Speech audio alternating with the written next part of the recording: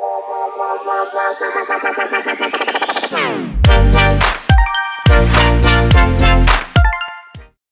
right, welcome back.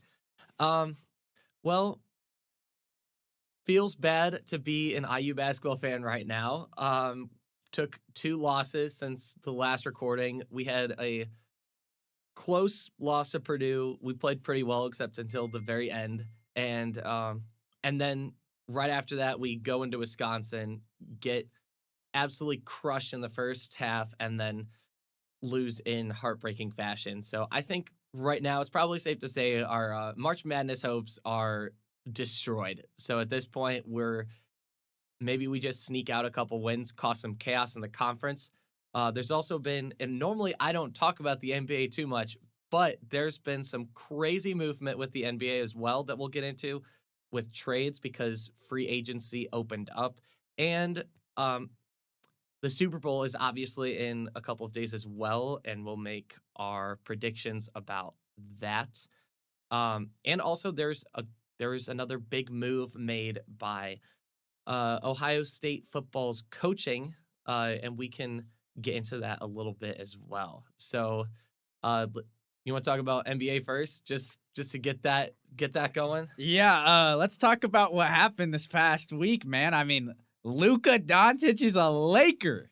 I mean, who would have thought that would happen? I'm gonna just get your thoughts on the trade, Ryan. Like, honestly, definitely caught me by surprise. Never thought that was going to be just a possible move. I mean, Luka's only he's still in his mid-20s. Like, he's in his prime.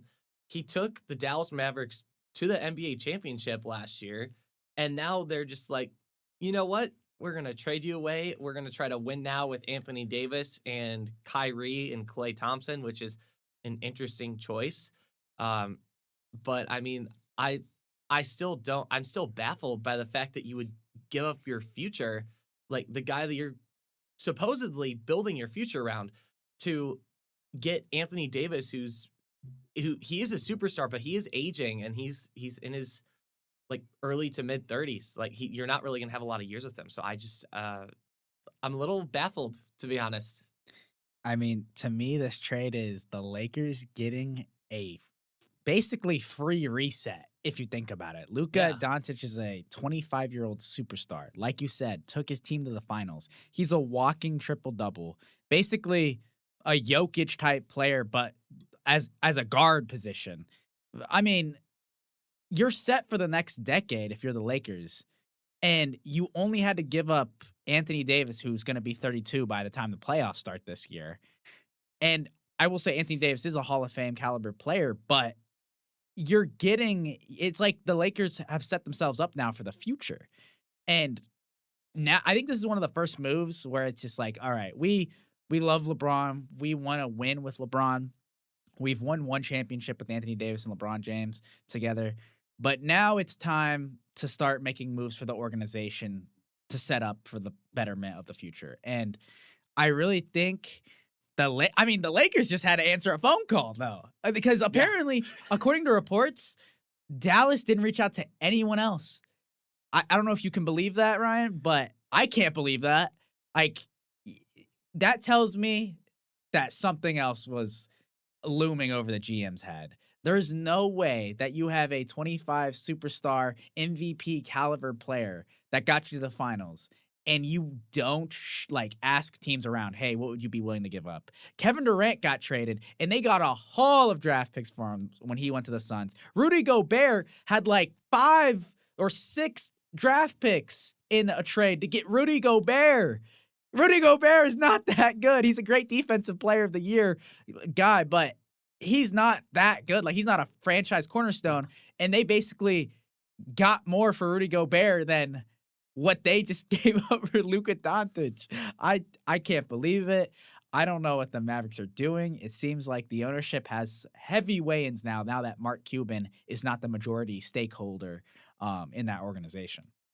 Yeah, I mean, just kind of going off your last point there with Mark Cuban. I mean, Mark Cuban has said before that, when he was, the majority owner, that he would divorce his wife before trading Luka Doncic. Yes. Yes. When I first saw that, I'm like, there's no way that Mark Cuban authorized this. Like, and then once I like dug a little bit deeper, I saw that like he wasn't a majority shareholder anymore. Um, but yeah, no, like getting more, or I guess losing more for Rudy Gobert than like Luka Doncic is like actually crazy. Because I feel like Rudy's also a bit older than Luka as well. But Yes. yeah, like, and I mean, I kind of get it though, like them only pursuing the Lakers, just because I feel like there's not really a lot of defensive minded or like talented players in the NBA right now. Like the game is mostly driven by offense right now and 3-pointers. And Anthony Davis is kind of like a unicorn in the league right now, where he like it's really him and Rudy and Cat. Those are like really the only 3 guys that are pretty like that are probably the top defenders in the NBA. Maybe Jokic too, but I mean, like they knew who they wanted right away, and they like I guess were willing to give away like the future, like the chess. Like they're willing to give away anything for Anthony Davis, which is a bit baffling. But what's great about it for the Lakers too is LeBron is like he's about to retire. He's going to retire soon. He doesn't have that many years left in the NBA, and now they have a young like he was the franchise player at Dallas, and now he's going to be the franchise player on the Lakers after LeBron leaves in like 1 to 3 years, whenever he plans on leaving. Unless he just plans on staying in the league until he's like 60 for some reason. I've been but seeing hilarious memes like, wow, I wonder how the Lakers are going to build around LeBron once Luka retires. like, look, like LeBron's still going to be around. Listen, I'll say this. LeBron is one of those players where he said in interviews multiple times that if that he can keep doing this at a high level. It's just the matter of fact he doesn't want to do this until the wheels fall off. He doesn't want to be like a shell of himself, like only averaging probably like 15, like maybe 5 and 5. He wants to be at a high level. Yeah. And then once he's not at that high level anymore, then he said he's going to retire. He doesn't want to like overstay his welcome, I guess.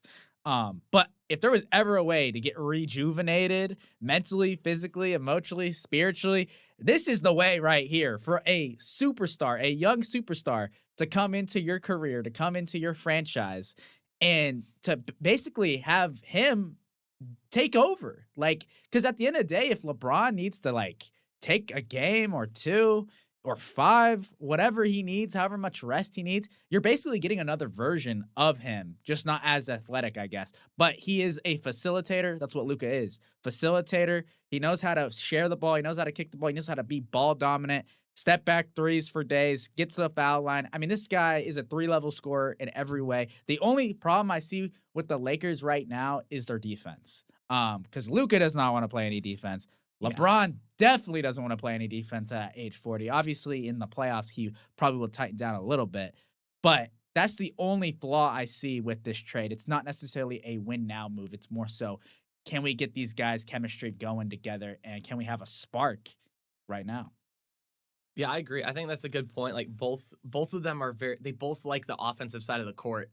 I mean, I've seen like even recently, I've seen just there's a clip that I saw where LeBron was just kind of hanging at, like he was like cherry picking. Like that's what me and like my family would call it. Like whenever like we all played soccer when we were little, and one of the things that we call, because when you're little, there's no like offsides. Like you know how in soccer there's like an offsides rule where you like can't be behind like the last defender that's not a goalie or whatever. Yes. Like that's kind of what LeBron was doing a couple of times, like where he's just like hanging out on the other end of the court instead of on defense, and then the Lakers just launch it down to him, and then he gets an easy basket. Like I remember like our my dad, he was the coach of our team. He would always be so hard on us for it because he knew like when we got older we'd have to play the offsides rule.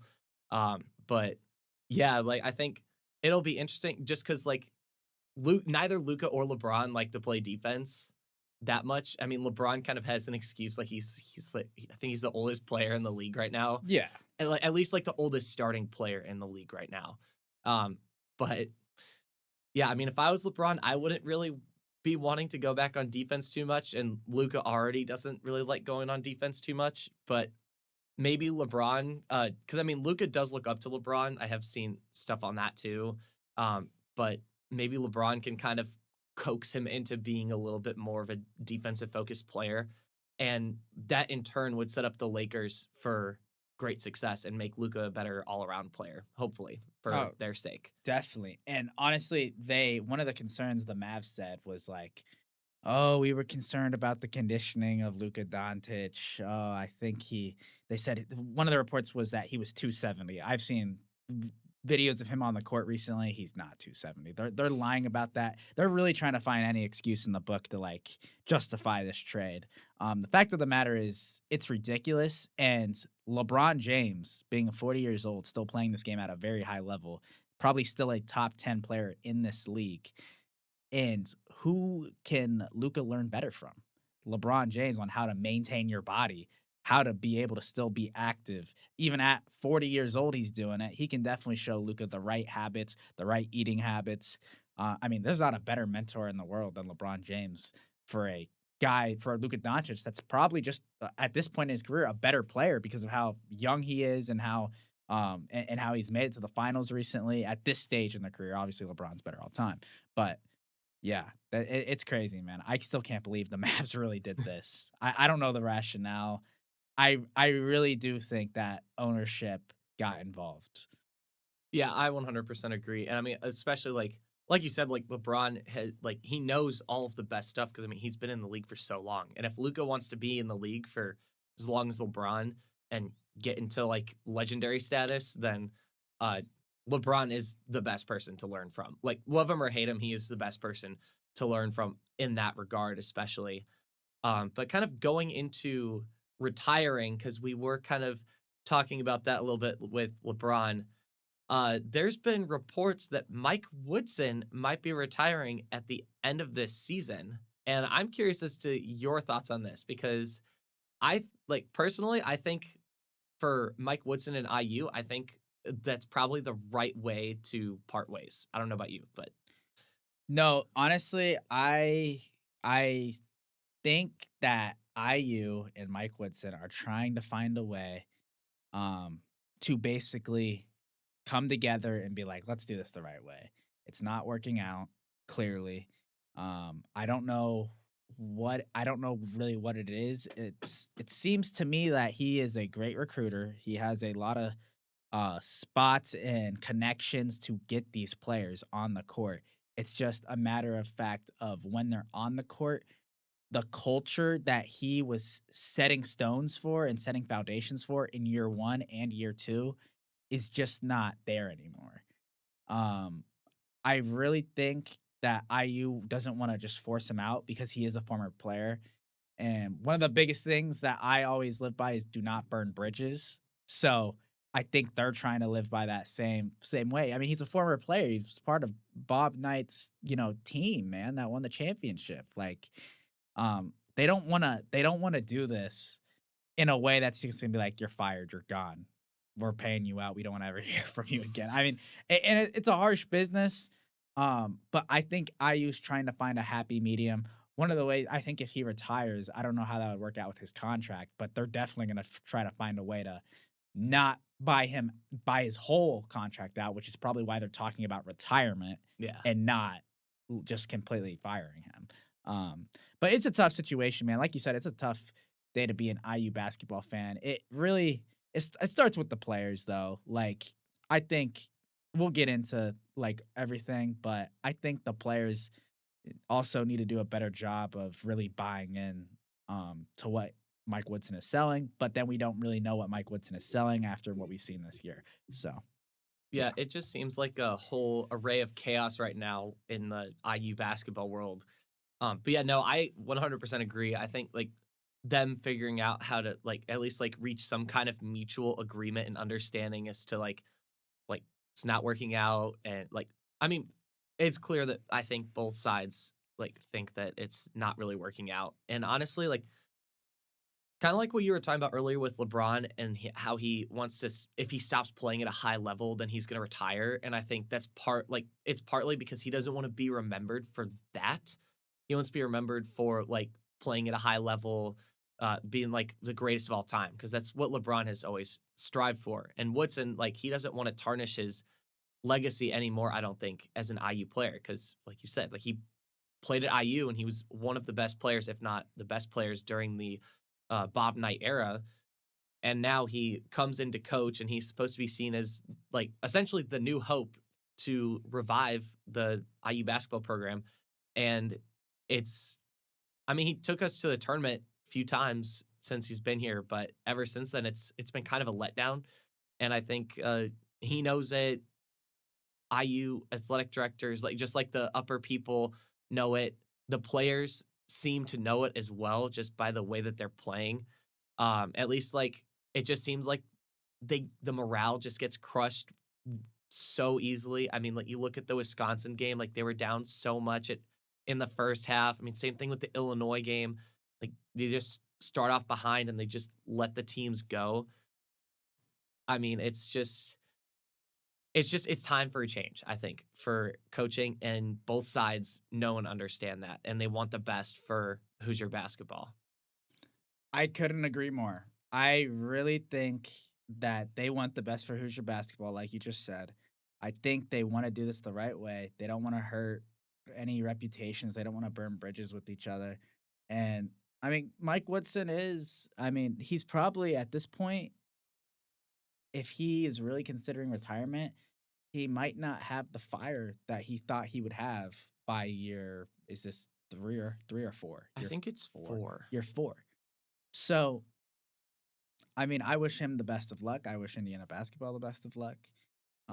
But let's keep on track here with the real problem that, and Mike Woodson, like, obviously, you know, has to take accountability too. Yeah. But these players are showing no effort whatsoever. Like, Besides the Purdue game. yeah, besides the Purdue game, and obviously that's a rival game. I'm glad they stood up for that game. Wow, that you guys actually stood up for your rival. Let's go, guys. Like, let's clap it. We're not The world's smallest violin. we're not gonna hand out participation trophies. I think the biggest thing is just seeing their like attitude on the court.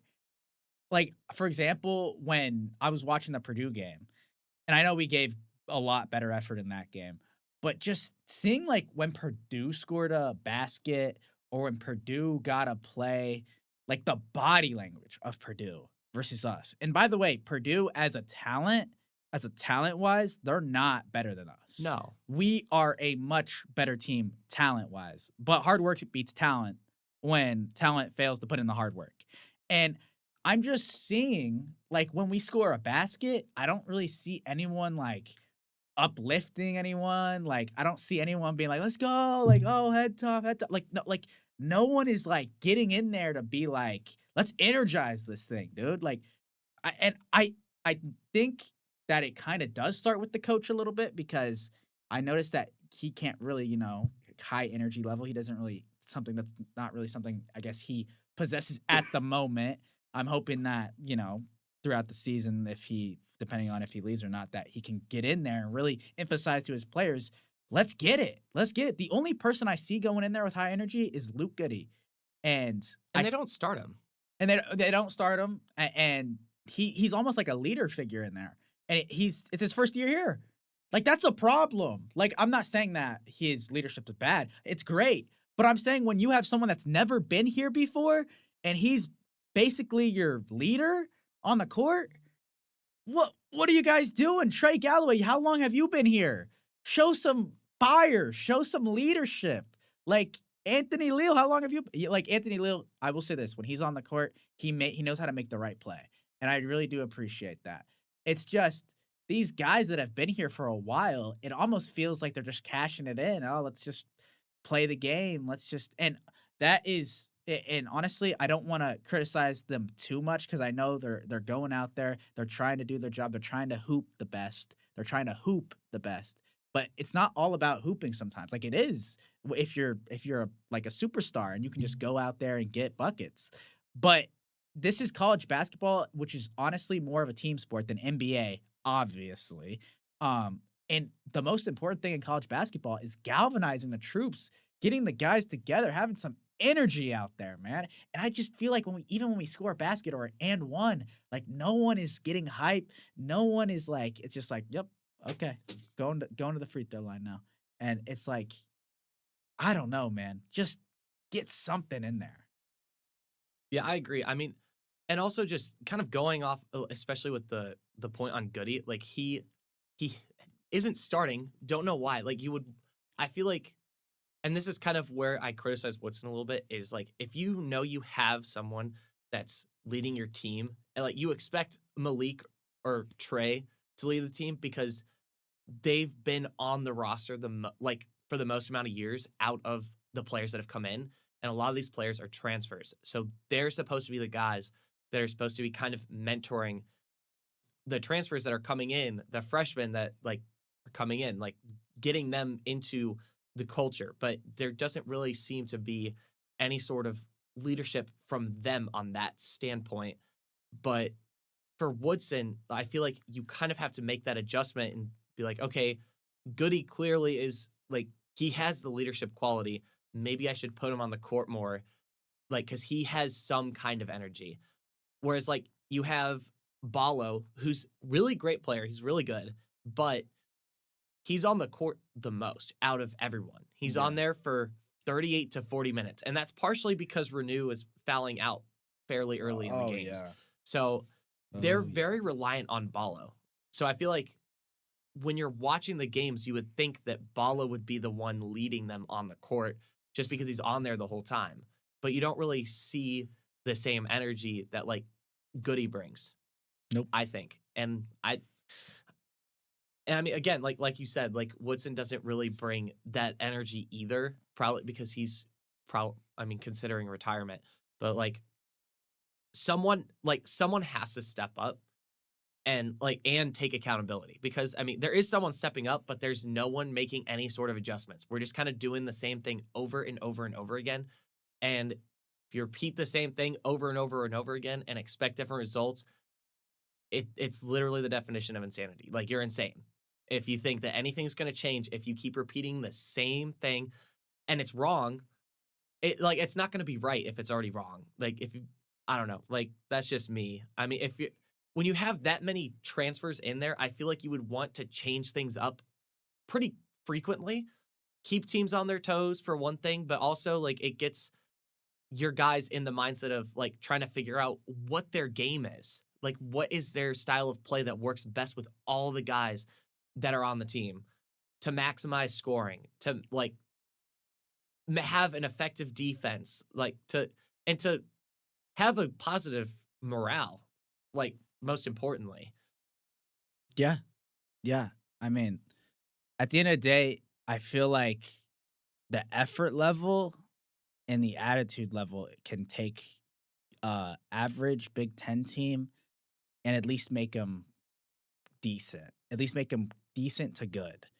And I feel like if I mean, we have the talent, like, to be a good team, you know? And it's just really disappointing to see that it's just not panned out. So I'm at this point, even talking about them just gets me in a mood because I just know because it's I know the potential of this team and how good they really can be and how good these players really are if they just work together as a team. And I feel like we need to run a lot more to get everyone else involved. We need to run a lot more sets. That's one of the biggest problems as well. It's just they're trying to play pick and roll, high pick and roll, NBA style ball, at least from what I've seen, and we just we just need to change that. And we need to realize what our players' strengths are and weaknesses, and it's okay to point those out. And as long as we're working together as a team and actually putting effort level in, this team can still be good. But yeah. Yeah, I mean, like you just said, like we have to capitalize on what our guys are good at. Like, why did we bring Goody in? Why did we bring him in? Because he can shoot the three ball. Mbako, he can shoot the three ball too. Like we have guys now that can shoot the three ball, and we're not doing it, or we're not doing it effectively, or we're giving it to the wrong guys to shoot the three, and we're still doing like the high pick and roll. It's just so frustrating because, like you said, like we're good. Like talent wise, we're good. Like on paper, we're good. We were ranked, I think, 17th going into the year, and we were projected to be like second by the end of the year. And now we're not even going to make the tournament. Like it's almost like we're a combination of the Chargers and the Cowboys, which I really hate to make this comparison of college basketball because it always feels like every year we're like, it's our year. Hoosier basketball's back. Like, we're going to like crush everyone. And then on paper, we're amazing. Like the Chargers, for how many years have the Chargers been the best team in the NFL on paper, but then can't do anything when they get to the playoffs? Yep. Like that's us in basketball right now for college basketball. I like that, seriously, it's so frustrating. That's a great comparison because a lot of people compare us to like the Cowboys, which I mean, I could kind of see it because they were good in like the 90s. But the thing is, we haven't won a championship since '87. Yeah, so close to the 90s. Yeah, so yeah. But the Chargers when they had LaDainian Tomlinson, Phillip Rivers, Antonio Gates. Oh my gosh, on one team, you were like, oh, this is the best team maybe ever. That Junior Seau, Sean Merriman, like, oh my goodness. And then come playoff time, a worst inferior team, the Patriots, that's how they dominated back in the day. People always complain about the Chiefs now, but the Patriots, man, they were getting some calls too back in the day. But no, like best team on paper. When it came down to the expectations of it, it's like they just crumbled. And I'm not for sure. I'm not going to say these players are crumbling under expectations, but what I will say is they're not meeting expectations. No. Definitely not. Yeah, no, I agree. And I think I'm going to switch it up because this is like so hard to talk about. I'm not even going to lie. But the other day I saw that. So, I mean, I think we have talked about Jim Knowles going from Ohio State to Penn State, their defensive coordinator. But now, how am I blanking out? Chip Kelly. Chip Kelly is now, he's leaving Ohio State. He's no longer their offensive coordinator. And this is huge because he was their like primary offensive play caller last year, which it's really going to be interesting to see what happens with Ohio State just as a whole team next year. Because you have a new head offensive guy that's going to come in, whether you bring them up from like your coaching staff already, like you promote the wide receivers coach or like offensive lineman coach up to the offensive coordinator position or however you plan on doing that, or whether that means that Ryan Day is going to take on more of an offensive play calling role. But it's the same thing on the defense too. Like there's a lot of coaching movement with Ohio State, especially in college football. And I mean, we have talked a lot about the movement of players, but the movement of coaches is extremely important because every coach has a different style of play. Like they have to get along with like the head coach and the head coach needs to get along with his coaches. Like there has to be synergy with all the coaches, just like all the players, because there's a lot of coaches in football, just like there's a lot of players on the field with in football. Like there's just a lot of moving parts both on and off the field. And I don't know. I think even though I think Ohio State has a pretty good roster coming in, like they're retaining a lot of people. They always recruit well. But we'll see how that all works out for them by next year. I mean, I don't know if we're going to see any spring ball games, but I mean, it's going to be interesting to see what happens with this Ohio State team after winning a national championship. Because not only are they like, they're going to have to fix it fast. Like they're going to have to get everything together fast because they play Texas, like you said a couple episodes ago, week 1. Rematch. It's a rematch. It's a rematch. So Ohio State has to be prepared, and they're going to be going up against Arch Manning. The day Arch Manning makes his name. You can finish your point, but the day Arch Manning that was the point. Okay. But no, I will say Ohio State, I mean, they're very lucky to have, the brand and the name that they do. It's very easy for them to start off, even though they are losing coordinators, because they're starting next year with the best offensive player in the nation, Jeremiah Smith, and they're starting their defense with the best defensive player in the nation, Caleb Downs. And when you have those two elements, I mean, they're going to be solid. They're always going to be like winning 10, to 11 games, sometimes even 12. Because they're just, I mean, they're an elite team and they're an elite program. And it's college football is not like the NFL in the sense that the NFL only has 32 teams. College football is, I can't even say how many teams are in the. It's like 136 or Yeah, something. it's crazy. So obviously you have your like name brands at the top that usually are always in the mix, like your Texases or Bamas or Georgias. But it's really anyone's game any year. And winning 2 national championships in the last decade for Ohio State, I mean, that's really good. And I would say, even though they lost their defensive coordinator, which, by the way, I don't know if you heard about this. They told the defensive coordinator, Knowles, they said, "Don't come to the parade." Like, yeah, please don't come to the parade. Like, while he was trying to make a decision about like which school he wanted to go to. Yeah, like, so weird stuff right there. And then after he got told that, then he made the decision to go with Penn State. Um, so I don't know what happened there. Chip Kelly's now Raiders offensive coordinator. He's joined Pete Carroll's staff, which should be very interesting. But I mean, Ohio State, don't get it twisted. They're going to have a really good offense that's going to be able to put numbers. They still have one of the most insane home field advantages in all of college football. Biggest question mark for them is their quarterback. But it's like with their quarterbacks, they don't even need to be insanely good. They just have to be on script. They need to be anticipatory throwers of the football, kind of like a Will Howard. Or C.J. Stroud or Dwayne Haskins or Justin Fields. And those are all really good talents, but it's Ohio State. They're going to get a good quarterback. And I don't know. I think, is Julian saying, did he transfer from out of Ohio State? I don't know if he did or not. Yeah, I'll look into that. But I know they had Aaron Noland who transferred to South Carolina. Yeah, so they're kind of going to be in the moment where they're like, okay, which quarterback works best for us?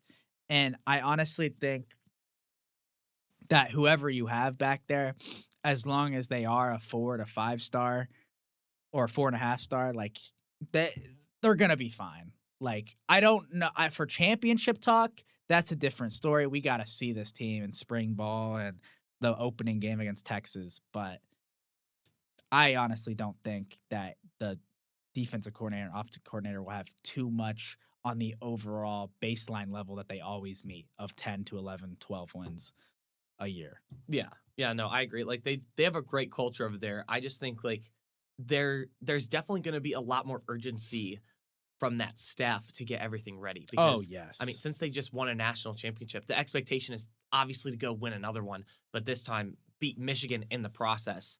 But Ohio State does not, I mean, they don't have the easiest schedule, I will say, out of the Big Ten teams. I mean, obviously they start week 1 versus Texas. Then they play Grambling and Ohio, which should be pretty easy games.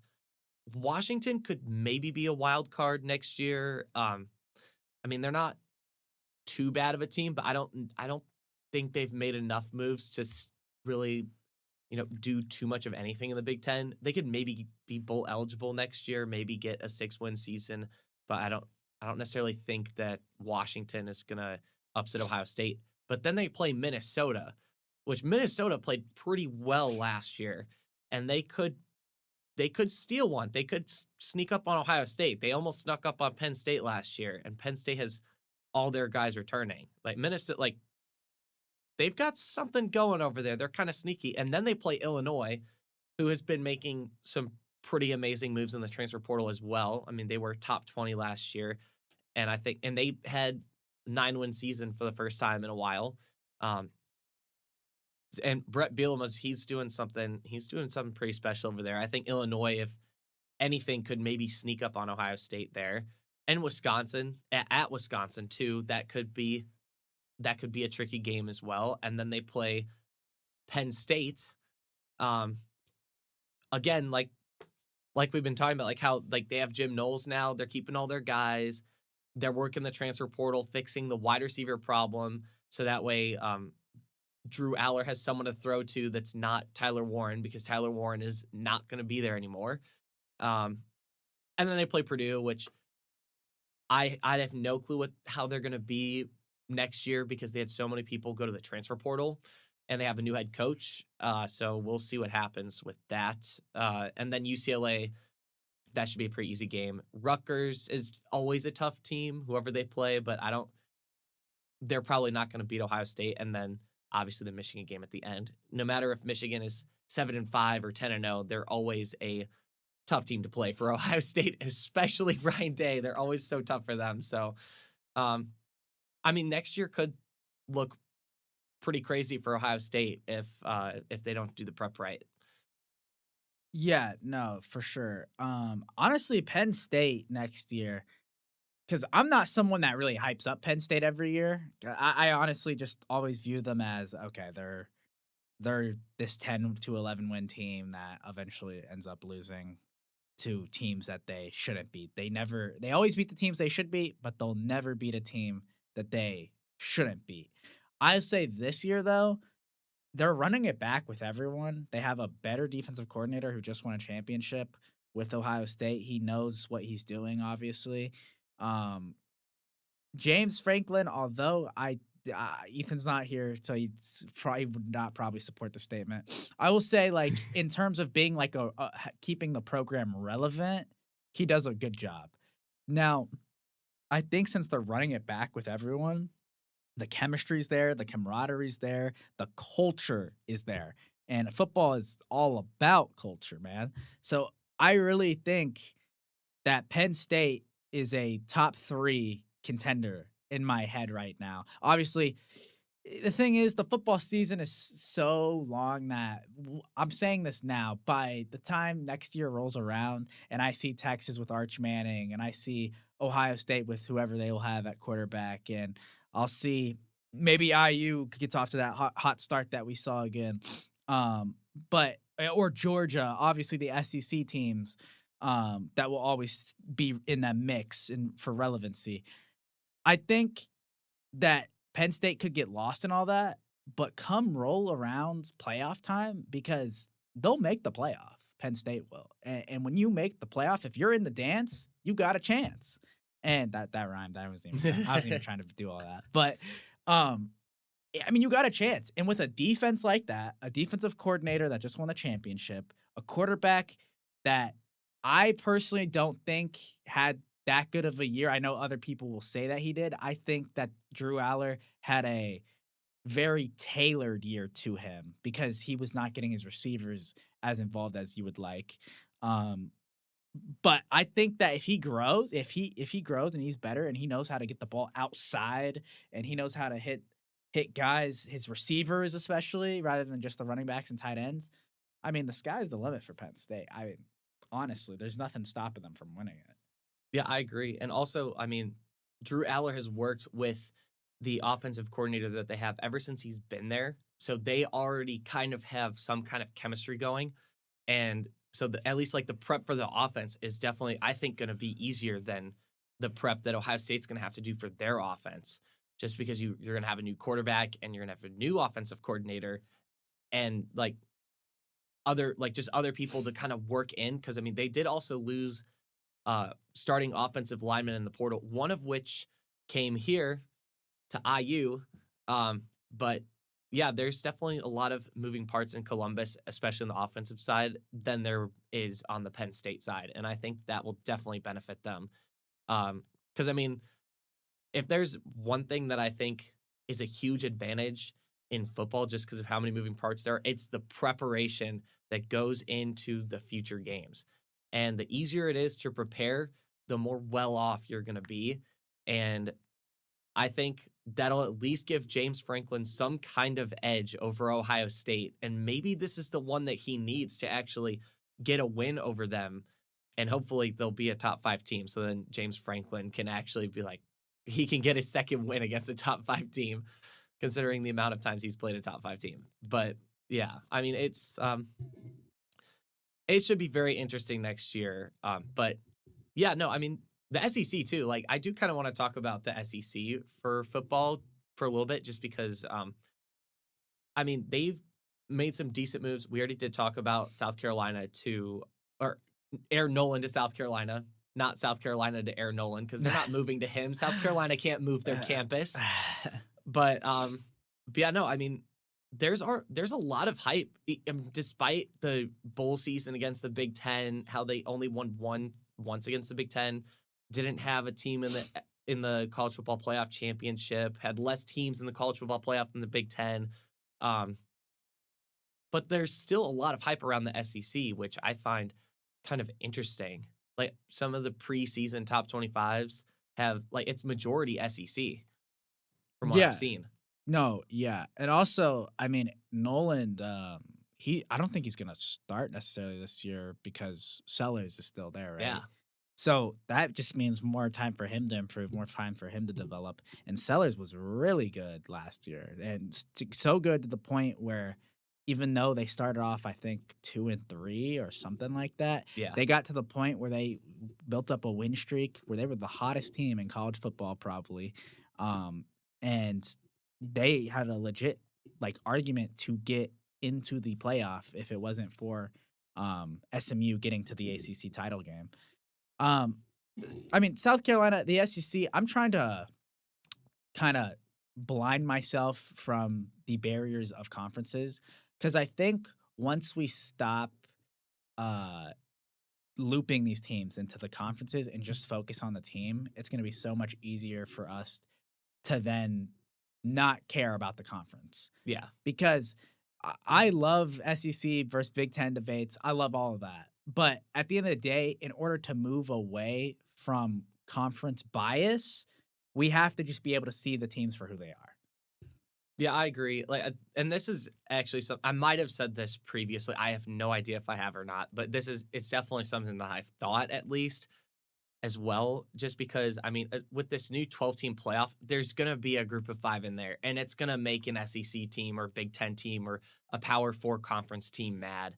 But that's just the way the playoff format is set up, and I think just kind of going back to South Carolina at least, I think honestly they probably could have made the SEC championship had they started with Sellers.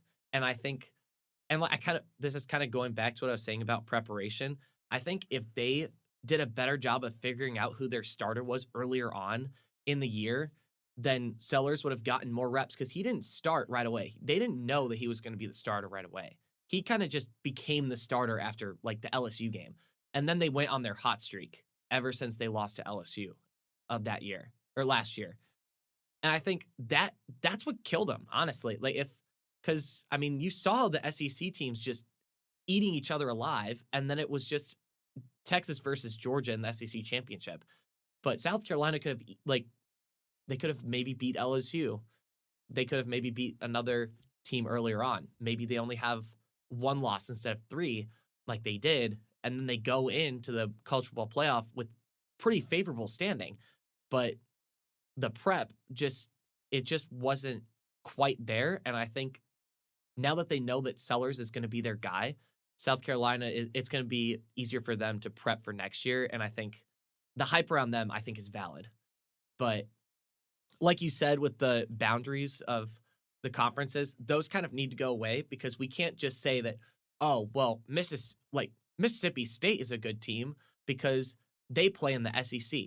No, that doesn't make them good just because they play in the SEC. No, it matters. Like wins and losses do matter.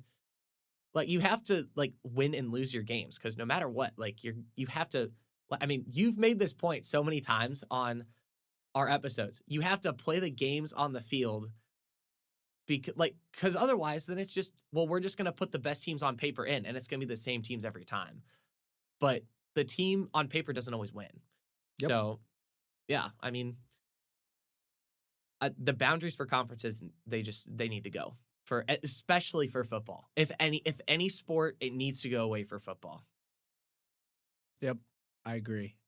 Honestly, I don't really have too much more to say on that because we've talked for conferences for a long time, but I completely agree with you. Yeah, I don't know if there's really anything else that we need to talk about because I mean I guess we have Michigan tomorrow at 1 for basketball. Michigan's ranked, and honestly, I think they probably win. To be honest, just because I mean, Michigan they have the FAU coach as his first year, and he's doing really good over there right now. Yeah. And the rest of our schedule is just really, really daunting. It's we play Michigan, then Michigan State. UCLA is always good historically and currently, Yep. despite not being ranked. Then we play Purdue again. Then we go up against Penn State again, who, like, it was a very close game against Penn State that we could maybe slip up and lose at Assembly Hall, since it is now harder to play at Assembly Hall than it is to play in a visiting team's basketball court. Washington, we probably should win. And if we don't win, then I don't, then there's something even worse going on than what we're saying for college basketball at IU. And then we play Oregon and Ohio State to end the year. And Ohio State, we beat them in overtime. I feel like we kind of got a little bit lucky. And Oregon is really good this year. Like, I see one win on our, like, just for the remaining of our schedule. Like, I'm being dead serious. Like, I only see one win on that schedule. Just looking at it straight up, like, there's one singular win that I see that is possible for us to attain. I don't know about you, if you think the same. Maybe, like, do you think we get any more? I honestly think it really just depends if they're gonna roll over and they're just saying, all right, we're done. We're cashing in the check. We're done with this. We're done with this season. We're gonna have a brand new, fresh new start next year. Or are they gonna be like, let's set the foundational piece for this year to start off good next year right now? Because you've done nothing. If you say what you're saying and we only win one game out of the next, I don't know how many there is left, then you've done nothing to improve yourself for next year. You've set up nothing. You're just basically saying, well, let's just tear this whole thing down and hope for the best. No, I think that we can piece together a couple wins. Personally, I think we could get hopefully 3 wins out of here. It's very tough. But again, like, the talent level, guys, like, come on. Like, I know you can. I mean, 3 wins. I know, like, like, looking at it, it's just like, okay, we're not winning that. We're not winning. But if you have that mentality as a team, then you've already lost. So I think they really just need to set up success, even when they don't succeed, even when they lose. They just need to set up foundational pieces for next year, and that starts now. I think they can get the 3 wins. I mean, I don't know. I want to stay optimistic, but I mean, it's just like, you're kind of going back to your point on the mentality. It feels like that's already kind of seeped in to me, just like with the player. Like, I feel like they're just, like, playing with their head down. I feel like they're done with this year. Then you've already lost. But yeah, I mean, like, that's part of the reason why I think they're gonna lose. Like, because they could beat Penn State again, they could beat Ohio State again. But just considering, like, where they're at right now, at least, like, mentally, I think they get us again. And I mean, Ohio State's also gonna be at Assembly Hall. I think what's gonna have to probably happen is Hoosier fans, I think, need to rally at Purdue. Like, when we play Purdue at Assembly Hall, we need to rally. Maybe we get a win there when we have the fan base behind the team. And then maybe we can string together even, like, maybe even win the last 4 games just all in a row. If we're able, we need to get some kind of momentum going. I think winning against Purdue would probably be the best way to do that, just because it's a rival game. We lost close to them on the road. That was kind of where the last, I feel like, string of hope was. And then after we played Wisconsin, that was kind of quenched pretty quickly. But if we beat Purdue at home, we go 1-1 with them on the season, on a pretty not good season considering everything. And then maybe we string together 4 wins. I don't know if you agree with that, but I feel like that's what we have to do. I mean, that's what we have to do. Will we do it? It remains to be seen. Man, I mean, just watching that Wisconsin game was just wow. Like, that's when I knew where the mentality of the team was at. That's where I knew where kind of everyone was feeling. And that's where I feel like you can change it right now. Like, even if you lose, like, a close game and you're at home and you run a stupid inbounds play, sound familiar? if you guys are in the game and you guys are showing that you care and you are actually like when you lose the game, you're like you can tell, wow, that he cared. Like, wow, this is affecting these players. Wow. That's totally different. What I'm seeing, losing the game, see y'all. It's almost an expectation at that point. Like, just kind of going to what you were saying about, like, their mentality, like, how you saw the Wisconsin game, and, like, that's where you saw where like, how bad it really was. Like, it's almost just become an expectation that they lose, like, to them. And it's like, you can't have that going into a game and during the game. You can't be expecting to lose. You need to be wanting to win. And that should drive you to the win. But yeah, I think this is a good spot to end on, at least for today. Ethan wasn't able to be here today, but he will be here next week. I guess right before we go, actually, we didn't make Super Bowl predictions. So, Joseph, what is your official Super Bowl pick going into Sunday? The Chiefs are gonna three-peat. It's inevitable. It's gonna happen. It's Saquon or bust for the Eagles. I think the score is going to be Chiefs 20. Nope. You know what? 31. Eagles 29. I was gonna say the same score, actually. Are you serious? I was dead serious. Like, you said 31, and I was like, yeah, I agree, 31 probably, because I feel like the Chiefs are playing a more defensive game now. But I was like, it's gonna be like a 2-point game, just because they always win those close games. And I was like, it's gonna be like 20. It's gonna be like 29. And then you said 29. I'm like, oh my god.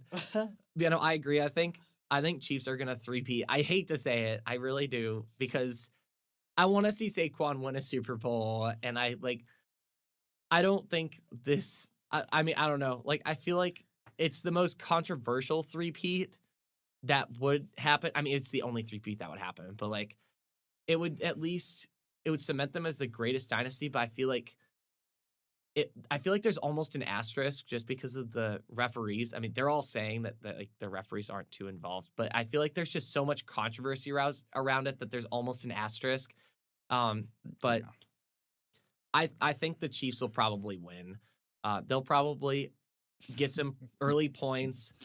Spagnola is gonna draw up something crazy again, like at the end of the game, and then the Chiefs are gonna win. And it 31-29. That's also what I was thinking, because it was like 38-40 or something like that last Super Bowl they played. Roughing the passer on a random fan. 15-yard penalty. Automatic. First down. No. I'm just kidding. We'll see what happens. It's going to be a good game. I'm just hoping for a good game. Entertaining game. Yeah. And I will say I also cannot wait to watch that halftime show for the Super Bowl. Oh, yeah. Kendrick is one of my favorite artists. I love Kendrick. He's great. Wow. Yeah, he's going to be stomping on a grave. Multiple graves. And that's what the halftime show is going to be. Literally just him destroying a dead horse. He's going to sing Not Like Us 5 times because it won 5 Grammys, even though, like, I think Roger Goodell and, like, apparently Usher also, like, have discouraged him from performing that at the halftime show. Kendrick's gonna do it anyway. He's gonna perform it anyway. I don't care. It's in the promotional material. They're running it on the promotional material. It's the song of the year. I honestly kind of agree with Roger Goodell and Usher that, like, we shouldn't be, like, having those lyrics, like, at the Super Bowl, but everyone knows what it is at this point. I mean, the only thing that you wouldn't want people to hear it is obviously parents don't want their kids listening to that probably. Yeah. Yeah, no, they don't. But we'll see what happens. I mean, it's the song of the year. They played it at the Grammys. 5 times. 5 times. Taylor Swift was dancing to it. Dude. Oh, they have to play it now because Taylor Swift's going to be there, so they have to play it now. The camera through. Oh, my God. Dude, I heard rumors like, oh, Taylor Swift's going to perform Bad Blood with them. And I'm like, please no. Actually, I would actually kind of like that, low key. It's a good song. It is a pretty good song. Like, Kendrick's verse on it is good. So I don't know. Well, SZA's gonna be on the halftime show too, I think. So I don't know. We're just gonna be stuffing whoever in there. It's Kendrick's halftime show, you know. Let him go all out. We've gotten off track. Yeah, I mean, we'll see if he adds a surprise guest because Rihanna didn't have anyone. She kind of featured Kanye, but not really. What if they start playing Yeah. poetic justice? It's a song with Drake. him and Drake. No, he plays the song with Drake, and then when Drake's on stage, then he plays Not Like Us. Yeah. While Drake is on the stage. Yeah. Oh my gosh, dude. All right, well, with that, enjoy the Super Bowl weekend, even though some of you I'm probably sure are rooting for the asteroid strike. I personally, I am, but I'm not because I don't want Kendrick to be in the asteroid strike. But yeah, enjoy the Super Bowl, and hopefully maybe we pull out something against Michigan before we come back. Let's go. And Ethan will be back with us next week. We promise. All right. See you guys next time.